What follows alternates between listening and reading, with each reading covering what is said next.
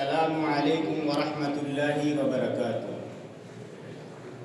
الحمد للہ رب العالمین والصلاة والسلام علی اشرف الانبیاء والمرسلین وعلی آلہ واصحابہ اجمعین، اما بعد۔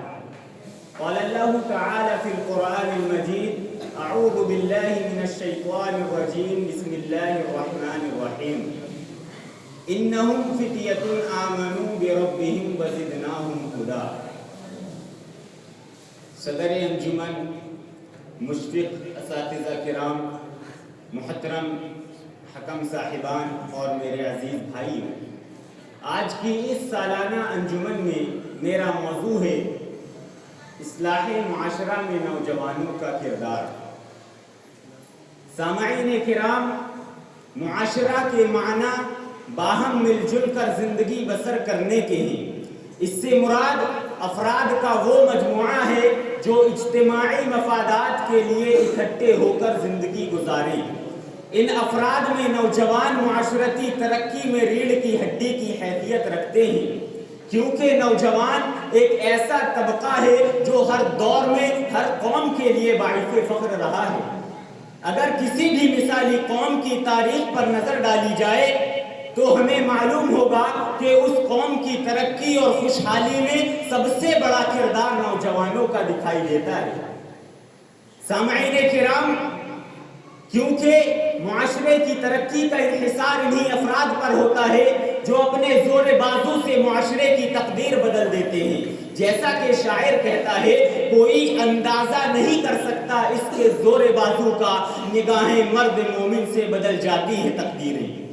معزز سامعین کرام، معاشرتی ترقی میں صرف معاشرے کا ایک نظام نہیں ہوتا، بلکہ سیاسی، سماجی، معاشی، ثقافتی، مذہبی تمام نظامات شامل ہوتے ہیں، اور یہ نوجوان ان نظاموں کو بہتر کرنے میں اور معاشرے کو ترقی کی طرف گامزن کرنے میں اپنا کردار نبھاتے نظر آتے ہیں۔ ہر دور میں اصلاح معاشرہ کے لیے انبیاء اکرام علیہ السلام مبعوث کیے گئے اور انہوں نے لوگوں کو حق کی طرف بلایا، اور یہ بھی حقیقت ہے کہ انبیاء اکرام علیہ السلام کے مشن میں نوجوانوں کا کردار ہمیشہ نمایاں رہا ہے۔ قرآن و سنت، اسلامی تاریخ اور سلف صالحین کے اقوال ہمیں یہ درس دیتے ہیں کہ نوجوانوں کو اپنی زندگی اللہ کی رضا کے مطابق گزارنا چاہیے اور معاشرے میں بہتر کردار ادا کرنا چاہیے۔ آئیے دیکھتے ہیں کہ قرآن کریم کی روشنی میں نوجوانوں کا کردار کیا ہے۔ سامعین کرام، قرآن کریم نوجوانوں کو بڑی اہمیت دیتا ہے اور ان کے ایمان و جد و جہد اور قربانی کو کئی مقامات پر ذکر کرتا ہے، جیسا کہ اللہ تبارک و تعالی اصحاب کہف کے نوجوانوں کا ذکر کرتے ہوئے قرآن مجید میں ارشاد فرماتا ہے: انہم فتیۃ آمنوا بربہم وزدناہم ہدی، کہ یہ وہ نوجوان تھے جو اپنے رب پر ایمان لائے اور ہم نے ان کی ہدایت میں اضافہ کیا۔ یہ وہ نوجوان تھے جو حق کی تلاش میں اپنے وقت کے جابر حکمران کے خلاف اٹھے۔ یہ وہ نوجوان تھے جنہوں نے ایمان کی حفاظت کی خاطر اپنا سب کچھ قربان کر دیا۔ سامعین کرام، یہ آیت کا چھوٹا سا ٹکڑا ہمیں اس بات کا درس دیتا ہے کہ جب نوجوان اپنا ایمان مضبوط کر لیتے ہیں تو وہ کسی بھی طاغوتی طاقت کے سامنے جھکنے سے انکار کر دیتے ہیں۔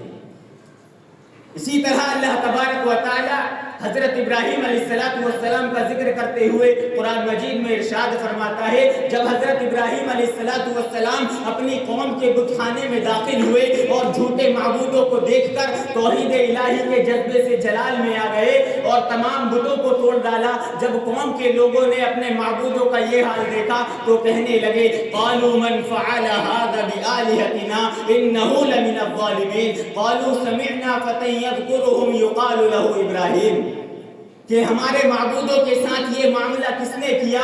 وہ تو کوئی ظالم ہے۔ تو لوگوں نے کہا کہ ہم نے ایک نوجوان کو ان کا ذکر کرتے ہوئے سنا ہے، یقال له ابراہیم، جسے ابراہیم کہتے ہیں۔ سامعین کرام، حضرت ابراہیم علیہ السلام کی جوانی ہی میں وہ غیر معمولی جرأت دیکھنے کو ملتی ہے جس کی بدولت انہوں نے اپنی قوم کو باطل عقائد ترک کرنے کی دعوت دی اور توحید کی طرف بلایا۔ آخر میں اللہ رب العالمین سے دعا ہے کہ اللہ تبارک و تعالی ہم تمام مسلمان بھائیوں کو، ہم نوجوانوں کو इस्लाह माशरा में अपना किरदार अदा करने की तौफीक अता फरमाए। आमीन व आखिरु दावाना अल्हम्दुलिल्लाहि रब्बिल आलमीन। अस्सलामु अलैकुम व रहमतुल्लाहि व बरकातहू।